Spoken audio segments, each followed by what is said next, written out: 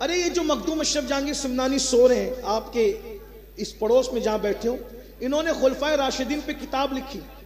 सिद्दीक अकबर पहले खलीफा, फारूक आजम दूसरे खलीफा, उस्मान गनी तीसरे खलीफा, मौला अली चौथे खलीफा। लेकिन चारों खुलफा पे किताब लिखी तो सबसे ज्यादा फजाइल जिसके लिखे, मौला अली के लिखे। सुभान अल्लाह। क्यों? इसलिए कि इमाम अहमद इब्न हंबल फरमाते हैं कि सबसे ज्यादा हदीस में जिसके फजाइल आए हैं वो मौला अली है। एतिकादुल अहबाब में सैयदी आला हजरत ने भी इमाम अहमद इब्न हंबल का यही कौल नकल किया है कि सबसे ज्यादा सही अहदीस जिसकी फजीलत में बयान हुई है वो मौला अली है। हम अहले सुन्नत का अकीदा अगरचे ये है और यकीनन है और सही है कि अफजलुल बशर बादल अंबिया बित्ताकीक सैयदना सिद्दीक अकबर हैं, लेकिन फजाइल सबसे ज्यादा मौला अली के हदीसों में आए हैं। तो सैयदना मखदूम अशरफ जहांगीर सिमनानी ने सबसे ज्यादा फजाइल मौला अली के लिखे उस किताब में। तो कुछ मेंढकियों को जुकाम हो गया और उन्होंने कहा ये अशरफ तो राफजी हो गए क्योंकि इन्होंने अली की फजीलत ज्यादा बयान कर दी। इसका मतलब ये बीमारी कोई नई नहीं है। जिक्र अली पे बुखार आना ये नई बीमारी नहीं है, पुरानी है। लेकिन लड़े थे किससे? मखदूम अशरफ साहब से, गौसुल आलम से लड़ने निकले थे। यही आसपास के थे, मैं शहर का नाम नहीं लूंगा, दिलों का ताल्लुक बड़ा कमजोर होता है। आसपास का गांव का नाम मुझे याद है, अगर आपको नहीं मालूम है तो साहिफ अशरफी उठा के देख लो, उसमें यह वाकया मौजूद है और सीरत में जितनी किताबें सब में मौजूद है। वो कहा ये राफजी हो गए। भाइयों, राफजी भी कोई शेखैन की फजीलत बयान करता है? बताएं ना। मौला अली ने खुलफाए राशिदीन पे, मखदूम साहब ने खुलफाए राशिदीन पे किताब लिखी और मेंढकियां जुकाम छींक करके कह रही ये तो राफजी हो गए। अरे क्यों राफजी हुए? अबू बकर सिद्दीक की फजीलत बयान की, फिर भी बोले राफजी हो गए। फारूक आजम की फजीलत बयान की, कहा फिर भी राफजी हो गए। उस्मान गनी, बस बात कितनी, अली अली ज्यादा कर दिया। लेकिन वो मखदूम साहब थे भाइयों, अनीस मियां नहीं थे, सबर करके बैठ जाए। अजीज मियां नहीं थे, चुप करके बैठ जाए। क्या तो कहा अब क्या करोगे? चलो भाई जिक्र अली ज्यादा कर दिया तो क्या काम मुनाजरा करेंगे? अच्छा ठीक है कर लो। कब करोगे? कहा जुमा के दिन करेंगे। कब करना है मुनाजरा? जुमा के दिन। मखदूम साहब ने बड़ी सादगी से कहा जुमा आने दो, देखा जाएगा। जुमा आने दो, देखा जाएगा। और जुमा आया तो सही, लेकिन कोई जुमा में आ नहीं सका। जुमले पे गौर फरमाइए। क्या बात है। जुमा आया मगर कोई जुमा में आ नहीं सका। क्यों? ऐसी बारिश हुई और तूफान आया कि सैलाब आ गया, कोई नहीं आ सका। ना इमाम, ना मुअज्जिन, ना मुक्तदी, जुमा पढ़ने कोई नहीं आए। मुनाजरा भी नहीं हुआ, जुमा भी नहीं हुआ। तो किसी ने छींकते हुए कहा यही एक जुमा थोड़ी है, आइंदा फिर जुमा आने दो, तब मुनाजरा करेंगे। फिर दूसरा जुमा आया, फिर तूफान आया, फिर सैलाब आया, वो दूसरा जुमा भी नहीं हुआ।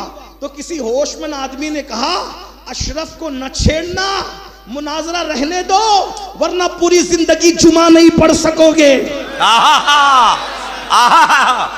नारे तकबीर, नारे रिसालत, शहजादे मौला अली, फैजाने मखदूमे सिमना, खानदाने मखदूमे सिमना। सुभान अल्लाह, सुभान अल्लाह।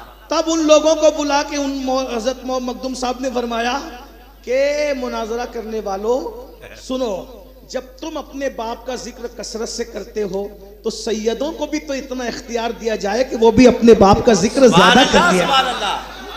फरमाया कि मैं सैयद, मखदूम साहब ने मैं सैयद हूं, मुझे मेरे बाप का जिक्र ज्यादा करने का हक है।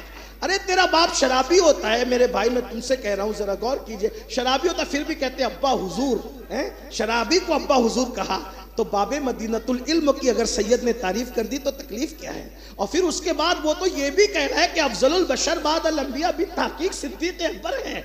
अरे इसी खानका से तो आवाज उठी थी मर्तबा हजरत सिद्दीक का ये है सैयद, हर फजीलत के वो जामे हैं नबूवत के। सुभान अल्लाह सुभान अल्लाह। हमारे मुर्शिद हुजूर मुहद्दिस आजम के चौचवी रहमतुल्लाह अलैह, गालिबन आजकल उनका उर्स भी चल रहा है, उनकी बारगाह में खिराज है। उस सैयद ने किस तरीके से अहले सुन्नत की तर्जुमानी की, और बल्कि वो तो मखदूम मिल्लत है, वो तो तखल्लुस भी सैयद रखा करते थे कि मर्तबा हजरत सिद्दीक का ये है सैयद, हर फजीलत के वो जामे है नबुव्वत के सिवा। तो अर्ज ये कर रहा था, सुन्नियों याद रखो, जिक्र मौला अली की महफिल है, बहुत देर नहीं करना चाहता, मैंने कहा कि मैं समेट रहा हूँ और जल्दी से समेट लेता हूँ। मौला मुश्किल कुशा बहुत बहादुर थे, बहुत बाजू बड़े मोटे मोटे थे, सीना चौड़ा था, और दाढ़ी भी जो है आपकी इतनी घनी थी कि पूरे सीने को दाढ़ी घेर लिया करती थी आपकी दाढ़ी, और बहुत खूबसूरत थे मौला मुश्किल कुशा करमल्लाह ताला वजहुल करीम। और कंधे आपके बड़े नर्म थे, हालांकि जब बाजू मोटे होते हैं तो कंधे नरम नहीं होते, कंधे सख्त होते हैं, लेकिन ये जब बहुत बहादुर इंसान होता है तब उसके बाजू मोटे होते हैं लेकिन कंधे नरम होते हैं। मौला अली की तलवार कितनी थी, अल्लाह अकबर, जिसे जुल्फिकार कहते हैं, ये दो धारी तलवार थी। आज भी सिर्फ जुल्फिकार का नाम ले लो, नासबी और खारजी कटने लगते हैं, उनके दिल अंदर से कटने लगते हैं। यानी तलवार अली की आज भी कैसी शोहरत है कि जब चलती थी तो उस वक्त तो गले काटती थी, अब नाम लिया जाता तो दिल के टुकड़े टुकड़े होते हैं, नासबियत और खारजियत के। ये अली की तलवार की शान है। तलवारें अब भी खत्म हो गई है, लेकिन तलवार अली की धूम आज भी दुनिया में है, और वो तलवार रसूलुल्लाह ने दी थी, उसका नाम जुल्फिकार था। वो दो धारी तलवार थी, और मौला मुश्किल कुशा जब चलाते थे तो जब तक खून की धारें वो तलवार की धार से न मिलती थी, नियाम के अंदर नहीं आती थी। मौला मुश्किल कुशा उस बहादुर का नाम है।